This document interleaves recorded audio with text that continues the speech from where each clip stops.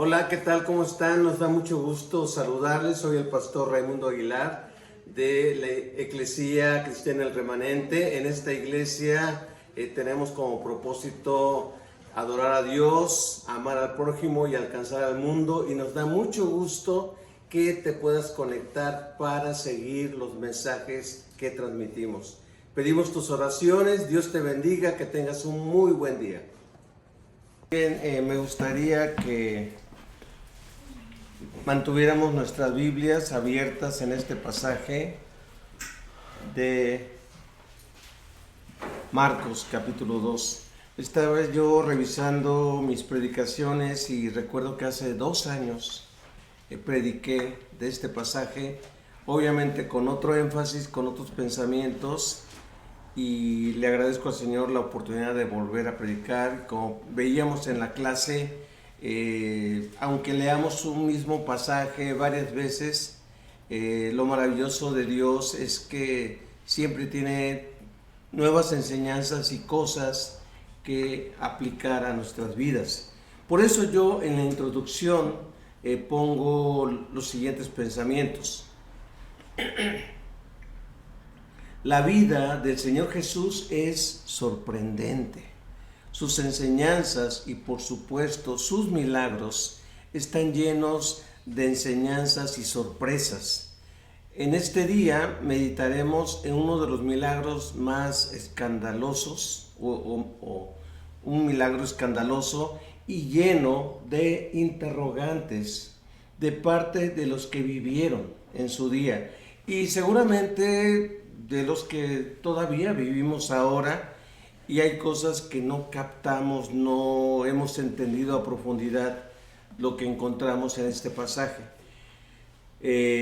Vamos a ver 3 pensamientos que les quiero dejar, y por eso yo a este mensaje le titulé de la siguiente manera: sorpresas que produce Jesús al hacer milagros. Vemos que en sus enseñanzas Jesús sorprendía a la gente. Al finalizar el Sermón del Monte en Mateo 7, nos dice que la gente se maravillaba de las enseñanzas de Jesús, porque Él no enseñaba como los fariseos, sino como alguien que tiene autoridad. La gente se sorprendía al ver los milagros de Jesús. Y yo quiero dejarles estos 3 pensamientos pensando en los amigos, en los que llevaron al paralítico, pensando en nosotros, los que leemos esta historia, y pensando en los líderes religiosos de aquel tiempo. Y algunos comentaristas, y lo veíamos también en la clase de esta mañana, algunos comentaristas dicen que Jesús había escogido Capernaum, ese puerto pesquero, como su centro de operaciones, como su base de operaciones. Algunos piensan que esta casa, que seguramente el dueño se ha de haber quedado, ¿cómo? ¿Qué le pasó a mi techo? ¿Qué le pasó a mi casa? Seguramente o posiblemente era Pedro mismo, era la casa de Simón Pedro, que él vivía allí junto con otros de los apóstoles que Jesús escogió precisamente en Capernaum. Quiero comentar lo siguiente por lo que leemos en el pasaje. Me gustaría que meditáramos en los primeros 5 versículos. Dice de la siguiente manera: cuando Jesús regresó a Capernaum, varios días después, enseguida corrió la voz de que había vuelto a casa. Es decir, ya prácticamente toda la gente de Capernaum lo conocía. Pronto, la casa donde se hospedaba estaba tan llena de visitas que no había lugar, ni siquiera frente a la puerta. Mientras él les predicaba la palabra de Dios, llegaron 4 hombres cargando a un paralítico en una camilla, Y como no podían llevarlo hasta Jesús debido a la multitud, abrieron un agujero en el techo, encima de donde estaba Jesús. Luego bajaron al hombre en la camilla justo delante de él. Y el versículo 5 dice las palabras desconcertantes o las palabras sorpresivas para esos 4 hombres. Al ver la fe de ellos, Jesús le dijo al paralítico: Hijo mío, tus pecados te son perdonados. ¿Cómo creen ustedes que se sentirían los amigos de Jesús? Los amigos de este paralítico. Imagínense, dice que se supo que Jesús estaba en casa, así que la gente empezó a llenar la casa de tal manera que ni en la puerta cabían las personas. Seguramente estos hombres, amigos del paralítico, le dijeron: oye, es tu oportunidad. Es tu oportunidad de que dejes de ser paralítico. Y tal vez el hombre ha de haber dicho: sí, pero ¿cómo? ¿Qué puedo hacer? No te preocupes. Nosotros te llevamos. Nosotros te llevamos, uno de cada lado. ¿Qué querían estos amigos? Querían que su amigo, posiblemente su familiar, fuera sanado. Así que cuando llegaron, se toparon con la sorpresa de que no podían entrar. No podían acercarse a Jesús y dijeron: no. Ya hicimos un esfuerzo, le hemos expresado a nuestro amigo la posibilidad de ya ser sano, de ya quedar restaurado de esa parálisis, que posiblemente era una parálisis de toda la vida. Así que dijeron: ¿qué hacemos? Y a uno de ellos se le ocurre: ¿sabes qué? ¿Por qué no nos subimos? ¿Por qué no nos subimos a la casa? Calculamos más o menos en dónde está el Señor y dónde está la sala de la casa. Abrimos un hoyo y bajamos al paralítico. ¿Pero cómo? Sí, vamos. Oye, pero se van a molestar. No importa. Es más importante la sanidad de nuestro amigo. Así que yo lo considero una falta de respeto al dueño de la casa y falta de respeto a Jesús, porque dice la Biblia que Jesús estaba enseñando, estaba hablando. Y a veces cuando uno está enseñando, si de repente escucha unos ruidos o movimientos, uno pues como que se distrae, ¿no? Como que dice: a ver, ¿qué está pasando? Y de repente se escucha un ruido en el techo. Y yo creo que la mayoría o todos voltearon. Entonces Jesús dice: hey, aquí estoy, dejen de estar volteando. Pues yo pienso que Jesús ha de haber parado su enseñanza y ha de haber visto lo que estaba pasando en el techo. Gracias a Dios tanto para el dueño como para estos amigos, las construcciones pues eran fáciles de hacer y muchas veces era arcilla, era cierto tipo de material que se podía con golpes tumbar, quitar. Así que abrieron ese hueco lo suficientemente grande para bajar la camilla. Así que ahí estaban de todos, estaban los amigos, estaban familiares, estaban líderes religiosos, estaban diversos tipos de personas en esa reunión que fue interrumpida por estos 4 amigos. Así que Jesús espera que bajen a este hombre paralítico y de repente dice unas palabras que a todos desconcierta. Primero, lo trata con mucho cariño. Le dice: hijo mío. Otras versiones dicen: hijo. Lo trata con amor, lo trata con ternura, lo trata con cariño, lo trata como un padre a un hijo. Y probablemente Jesús estaba más joven que ese hombre. pero Jesús le dice con mucho cariño, hijo, hijo mío.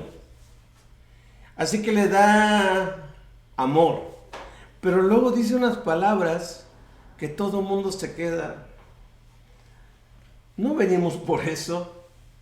Le dijo, tus pecados te son perdonados.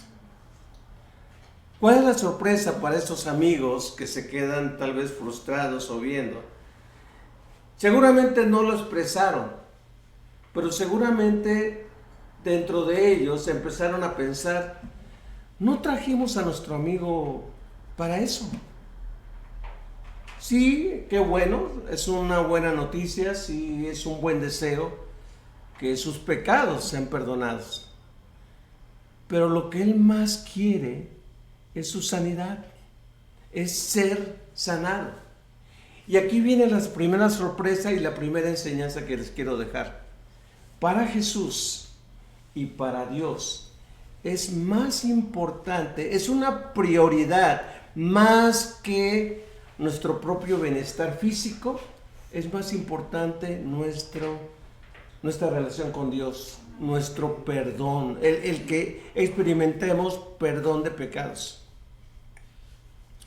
¿Cómo? ¿Que no esté interesado en nuestro cuerpo? ¿Que no esté interesado en nuestro bienestar? Sí está interesado, pero nuestro Señor Jesús tiene prioridades. Mira, te quiero enseñar que lo primero para Dios es tu perdón, es que estés bien espiritualmente, es tu relación con Dios. No podemos estar en pecado delante de Dios. Tenemos que experimentar perdón, tenemos que experimentar limpieza. ¿Por qué? Porque Dios es santo. Dios es santo y los seres celestiales que están con Él le alaban día y noche y le dicen santo, santo, santo. Dios es santo, así que como Dios es santo, Él no puede convivir con el pecado. Y lo hemos dicho en muchas ocasiones, Dios ama al pecador, pero aborrece el pecado.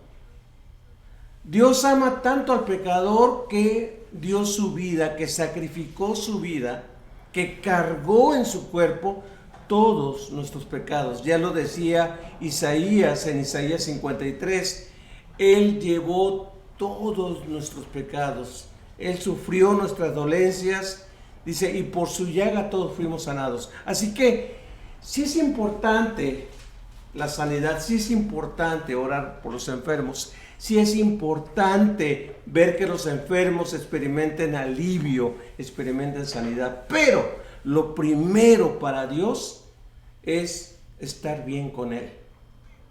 Así que, ¿qué aprendí yo, hermanos, con este primer pensamiento?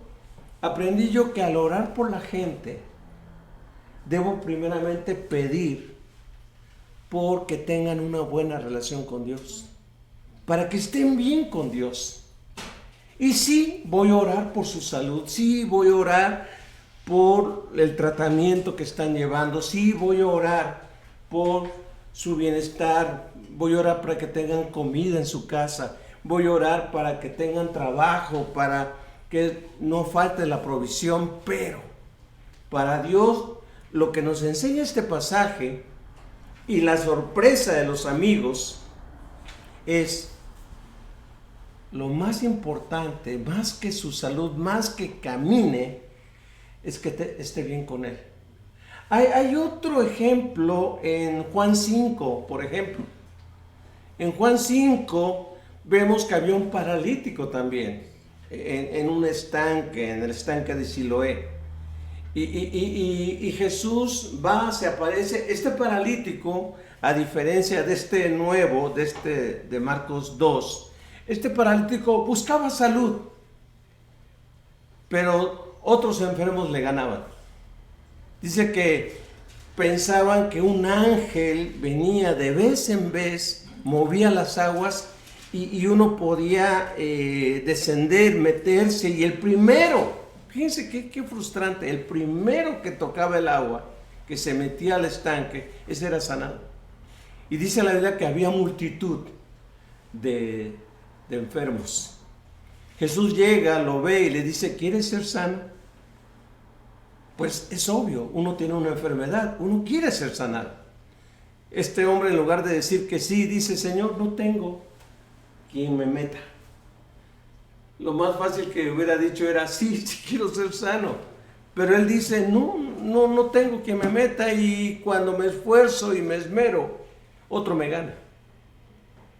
Y Jesús, sin pedirle su sanidad, Jesús le dice, toma tu lecho, levántate, toma tu lecho y camina.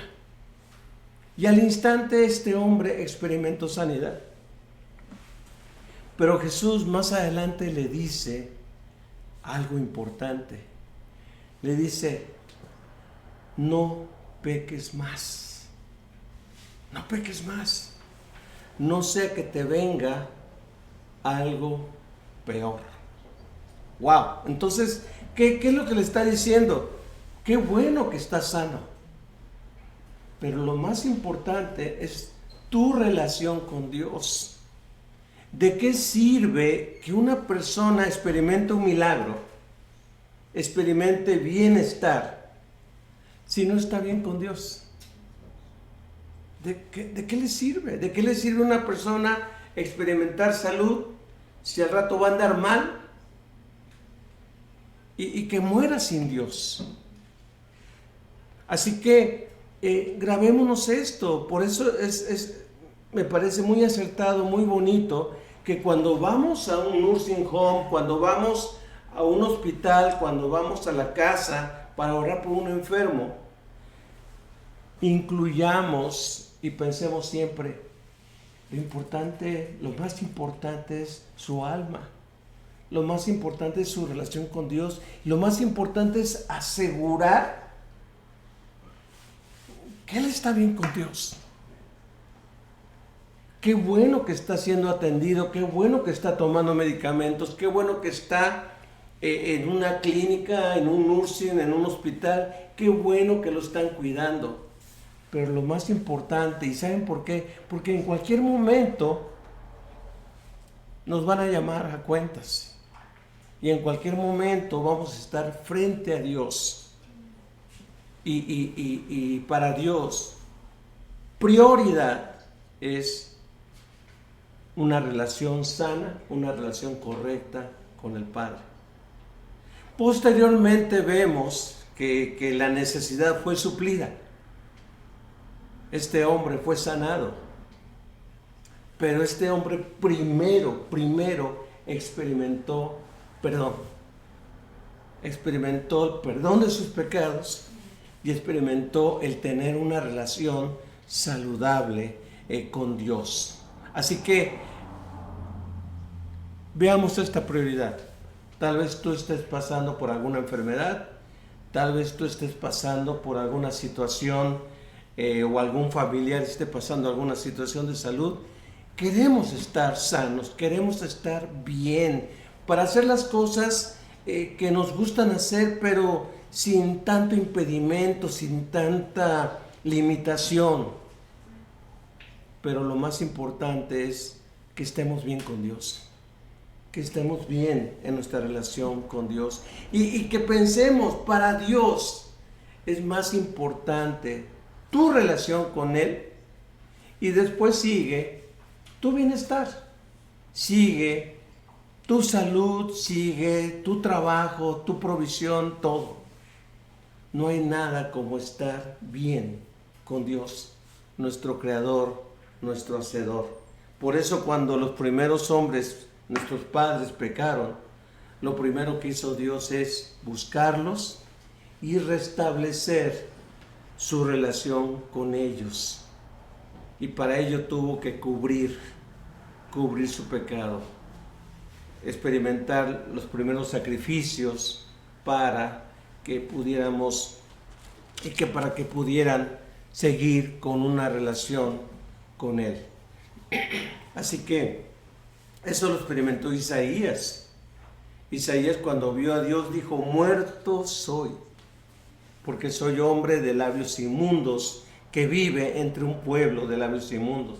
Y dice que un querubín vino, agarró un carbón encendido, simbólicamente hablando, llegó con ese carbón y tocó la boca de Isaías. Y dice, no te preocupes, tus pecados son perdonados. Y una vez que sus pecados fueron perdonados, Dios le dijo a Isaías, ¿quién irá y hablará por nosotros?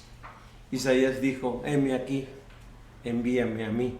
Pero ya tenía una relación con él, ya sus pecados habían sido perdonados y ya pudo ir y llevar su palabra a todos lados. Así que, primer pensamiento, esa es la prioridad y fue la sorpresa para estos amigos. El segundo pensamiento que les quiero dejar es sobre los que leemos esta historia. Es una sorpresa para mí, y ahorita les voy a decir por qué, y para mucha gente es una sorpresa este evento, porque el versículo 5 nos dice lo siguiente: al ver la fe de ellos, Jesús le dijo al paralítico, hijo mío, tus pecados son perdonados. En la Nueva Traducción Viviente está este versículo, estas palabras. ¿Cuál es una sorpresa para mí? Yo siempre he enseñado y hemos enseñado en esta iglesia lo siguiente: Dios no puede perdonar pecados a menos que ¿qué? Que uno se arrepienta, que uno confiese. Ahora, este hombre no habló. Este hombre nunca le dijo, Dios mío, perdóname. ¿Por qué Jesús perdona los pecados de una persona que no le pide perdón? ¿Esto acaso contradice nuestras enseñanzas o lo que hablamos en cuanto al perdón? Que sí, Dios quiere perdonar, Dios puede perdonar, siempre y cuando tú y yo nos arrepintamos y pidamos perdón. Yo quiero basarme en unos versículos posteriores para justificar esta acción de Jesús. Dice versículo 6: algunos de los maestros de la ley religiosa que estaban allí sentados pensaron, no dice hablaron, pensaron, es decir, dentro de sus corazones ellos pensaron lo siguiente: ¿qué es lo que dice? Es una blasfemia. Solo Dios puede perdonar pecados. Dice el versículo 8: en ese mismo instante Jesús supo lo que pensaba.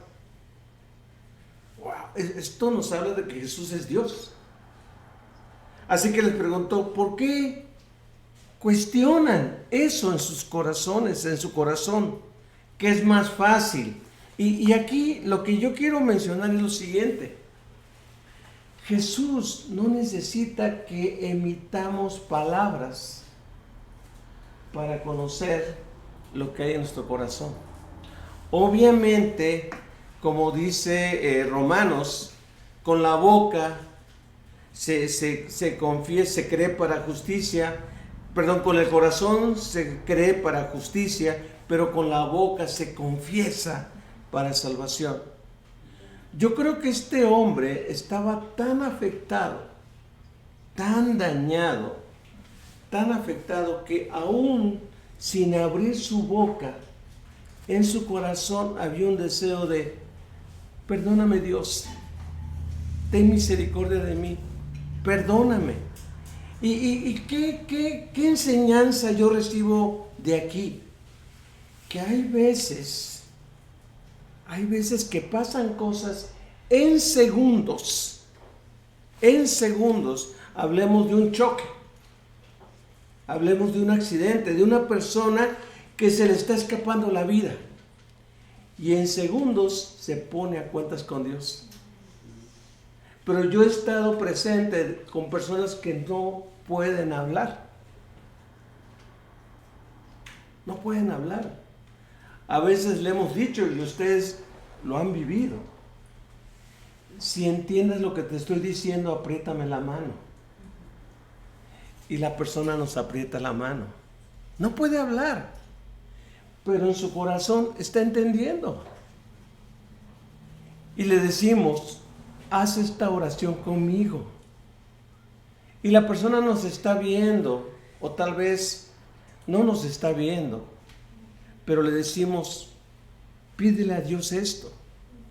Y en cuestión de segundos, de manera inaudible, de manera tal vez fragmentada, yo a veces he orado con personas que de repente yo les digo, repita esto: Padre nuestro que estás en los cielos. No dice completo lo que estoy diciendo, nada más dice cielos. Gracias te doy, Señor, por Jesucristo. Pero en su corazón, en su espíritu está captando lo que estoy diciendo.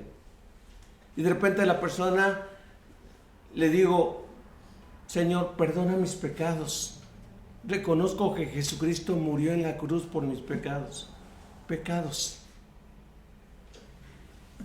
Dios, que conoce todas las cosas, sabe lo que esta persona está en su corazón diciendo. Porque es Dios. Porque Él vio los pensamientos y dice al instante, Él les dijo, ¿por qué piensan así? Yo me he cuestionado y ahora me respondo con el ladrón en la cruz. El ladrón en la cruz nunca dijo, perdóname Dios. Nunca dijo, perdona todos mis pecados que son un montón y que por eso estoy aquí. El hombre nada más dijo, acuérdate de mí cuando vengas en tu reino. ¿Qué había en su corazón? Arrepentimiento. Había un deseo de que Dios lo perdonara, de que Dios lo incluyera, de que Dios lo tomara en cuenta. Y Jesús, que conoce los corazones, le dijo, de cierto te digo que hoy estarás conmigo en el paraíso. Entonces yo digo, aunque no pidió perdón literalmente, en su corazón estaba ese deseo de perdonar. Otro pasaje que yo he luchado y que ahora me contesto es el siguiente. ¿Recuerdan a esa mujer? Bueno, cuando Jesús fue a la casa de este fariseo Simón, que lo invitó a cenar, y de repente, estando cenando, entra una mujer y dice que se postra a los pies de Jesús y le empieza a lavar los pies con su cabello y a llorar, y con sus lágrimas a limpiar sus pies. Y el fariseo nuevamente dice que en su corazón dijo, si este fuera profeta, sabría qué clase de mujer le está haciendo esto. Jesús al instante lo voltea. Le dice, Simón, llegué a tu casa, me invitaste, no me diste beso. Esta mujer no se ha cansado de darme besos en mis pies. No me lavaste los pies. Era tu invitado. Y es una costumbre entre nosotros lavar los pies de los invitados. Esta mujer, con sus lágrimas, ha lavado mis pies. Y luego le cuenta una historia, ¿verdad? ¿A quién ama más? ¿A quién se le ha perdonado más pecados? Y este hombre, Simón, dice, el que ama más es al que más pecados se le perdonó. Esta mujer, en su corazón, había un arrepentimiento profundo de la clase de vida que llevaba. Y ella, al lavar los pies, le estaba diciendo a Jesús, perdóname, perdona mis pecados, perdóname. Y Jesús le dijo, tus pecados te son perdonados. tal vez una semana antes o un día antes, era una mujer totalmente pecadora. Pero frente a Jesús, ella se quebró, le pidió perdón y Jesús le dijo: tus pecados te son perdonados. ¿Por qué hace Jesús eso? Porque Él conoce nuestro corazón. Él conoce lo que hay en nuestro corazón. Yo a veces voy solo manejando y voy orando en voz alta. Luego me pongo a reír y digo: Señor, pues tú me oyes en silencio y me oyes en voz alta. Y yo digo: no importa, voy a seguir orando en voz alta. Voy a seguir orando. Pero luego me quedo asombrado, que digo: Señor, aun cuando estoy dormido, ¿me oyes? Porque a veces hasta oramos dormido. ¿Alguien ha descubierto que ha orado dormido? A veces uno está tan cargado, tan angustiado por algo que está viviendo, que a veces Dios, ayúdame, Dios, sácame adelante, Dios. Algo así sale.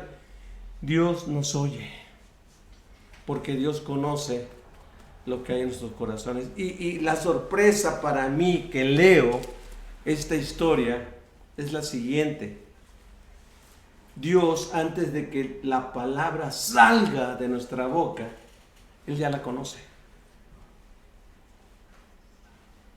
Antes de que yo verbalmente digo: perdóname, Dios, ten misericordia de mí, dame una oportunidad, Dios ya sabe que estoy quebrantado y que le estoy pidiendo perdón y que le digo: Señor, soy débil, soy indigno, esto que estoy haciendo me gusta, ten misericordia de mí. Y Dios me perdona. Dios me perdona. Así que ahora me asombro cada vez que leo historias de personas que literalmente no le piden perdón a Dios. Y Dios los perdona. Yo digo: Señor, ¿en dónde está el arrepentimiento y el perdón? Empieza con el corazón, empieza con lo que hay en sus vidas. Así que este es el segundo pensamiento que les dejo. El tercer pensamiento que les quiero dejar es el que más hemos explicado y hablado, es la sorpresa de los líderes religiosos. La sorpresa que ya leímos es que en sus pensamientos ellos decían: ¿qué es lo que está diciendo? Lo que está diciendo este hombre es una blasfemia, porque solo Dios puede perdonar pecados. Y tienen razón. El único que puede perdonar pecados es Dios. Y Jesús se está atribuyendo esa calidad como Dios. Tus pecados te son perdonados. Ahora, cuando Jesús sabe sus pensamientos, hace una pregunta, un comentario que también es como con truco, es como con doble respuesta. ¿Por qué? Porque dice, versículo 9, ¿qué es más fácil? O sea, pregúntate para ti. ¿Qué es más fácil? ¿Decirle al paralítico: tus pecados son perdonados? ¿O ponte de pie, toma tu camilla y camina? ¿Qué sería más fácil para mí? Pues si en vez de decirle: tus pecados te son perdonados. Porque si le digo: levántate, camina, digo: no, yo no soy Dios para hacer esto.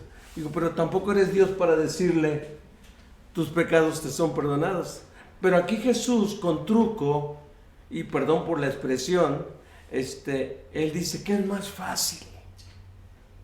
¿Qué es más fácil? Yo creo que estos hombres dijeron: ¿qué es más fácil? ¿Qué es más fácil? Bueno, para Dios es eso. Decirle: tus pecados te son perdonados. Y luego Jesús dice: ahora, para que vean quién es el que está hablando, quién es el que está diciendo las cosas. Lo voy a leer para no cambiarlo.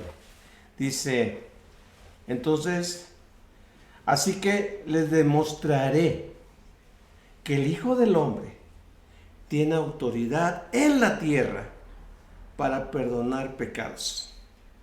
Entonces Jesús miró al paralítico y dijo: ponte de pie, toma tu camilla y vete a tu casa.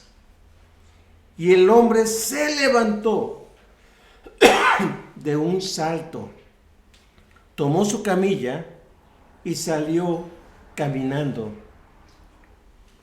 entre los espectadores, que habían quedado atónitos. Todos estaban asombrados, dice, y alababan ¿a quién? A Dios, exclamando: jamás hemos visto algo así. Alababan a Jesús, alababan a Él, diciéndole: nunca hemos visto esto. Y Marcos, dice, bueno, también los otros evangelios dicen lo mismo, pero dice: alababan a Dios por ello. Ahora, yo quiero comentar lo siguiente, y lo meditamos eso la semana pasada. Jesús murió por nuestros pecados. Jesús cargó en la cruz con nuestras enfermedades. Jesús cargó con la maldición de nuestros pecados. Y veíamos hace unas semanas lo siguiente de la muerte de Jesús. Los milagros de Jesús, veíamos también hace me parece que 15 días, los milagros de Jesús nos enseñan que Él va a restaurar, que Él va a volver al mundo como estaba antes. ¿Cómo estaba el mundo antes? Sin enfermedad, sin muerte, sin dolor, sin hambre. Cada milagro de Jesús, veíamos hace 15 días lo siguiente. Cada milagro de Jesús era una enseñanza de decir: no debe de haber hambre. Por eso multiplicó los panes y los peces. No debe de haber necesidad ni gente que mendigue en este mundo. Por eso voy a suplir sus necesidades. No debe de haber enfermedad en el mundo que yo amo, que yo quiero. Se cree que en el tiempo de Jesús las enfermedades o el índice de enfermedades en Israel bajó. ¿Por qué? Porque Él sanaba multitudes. Él sanó cientos y miles de personas, las sanó. Y muchas veces sanaba desde la mañana hasta en la noche. Y le traían gente para que fuera sanada. ¿Qué nos enseña Jesús? En mi mundo, en lo que yo creé, en lo que yo hice y lo que yo voy a traer, no va a haber enfermedad, no va a haber lágrimas, no va a haber llanto, no va a haber muerte. No va a haber eso. Todas las cosas van a ser hechas nuevas. ¿Y qué nos enseña esto? Que cuando Jesús cargó con nuestras enfermedades, al morir en la cruz, Él estaba diciendo: he pagado por lo que tú debías. Y se quedó muerto. Y todos nos quedamos expectantes. ¿Qué va a pasar con Jesús? Algo maravilloso. Al tercer día resucitó. Y su resurrección, ¿qué nos asegura? Primeramente, el perdón de nuestros pecados. Que nuestra fe en Él no es vana. Que lo que predicamos sí funciona, sí es válido. Y que Él es Dios. Que Él es Dios. Que Él tiene autoridad para perdonar pecados. Si Él dice que muere por mis pecados, Él tiene la autoridad para hacerlo y yo lo debo de creer. Pero que Él también tiene la autoridad para resucitar tu cuerpo y mi cuerpo cuando sea el tiempo. Así que no tenemos que tener incertidumbre ante lo que nos espera. Un día tú y yo vamos a morir. Pero la muerte es una oportunidad de decir, Señor, lo que viene es mejor. Es mejor, es una vida contigo para siempre. Donde un día tú resucitarás mi cuerpo, en un cuerpo nuevo, en un cuerpo glorificado, en un cuerpo ya sin diabetes, en un cuerpo que ya no necesite medicamento, en un cuerpo que ya no esté afectado de su corazón, en un cuerpo donde mi columna ya no tenga molestias, en un cuerpo donde mis piernas ya no me duelan, en un cuerpo donde yo pueda disfrutar de plenitud de gozo, de plenitud de paz, de plenitud de salud, en un cuerpo donde ya no va a haber lágrimas, ya no va a haber dolor, ya no va a haber consultas a los doctores, ya no va a haber ni envejecimiento ni muerte. ¿Por qué? Porque tú resucitaste y porque tú tienes autoridad para perdonar pecados, pero también para hacer que los paralíticos caminen. Así que Jesús, como Dios, Él dice, levántate, toma tu lecho y anda. Jesús tiene prioridad sobre nuestra relación con Él y tiene interés en tu cuerpo y en mi cuerpo. Es maravilloso eso. Oremos. Quiero llegar a la conclusión. Yo esto lo hice como una oración de alabanza. Espero que te me unas a mí en tu corazón. Cuán maravillosa es tu palabra y tu persona, oh Señor. Síguenos enseñando tu grandeza y tu amor lleno de gracia para nuestras vidas. Síguenos sorprendiendo al seguir conociendo tu persona. Permítenos la apertura de espíritu para seguir escuchando tu voz el día de hoy. Gracias por penetrar tu corazón y seguir aprendiendo de ti. En Cristo. Amén.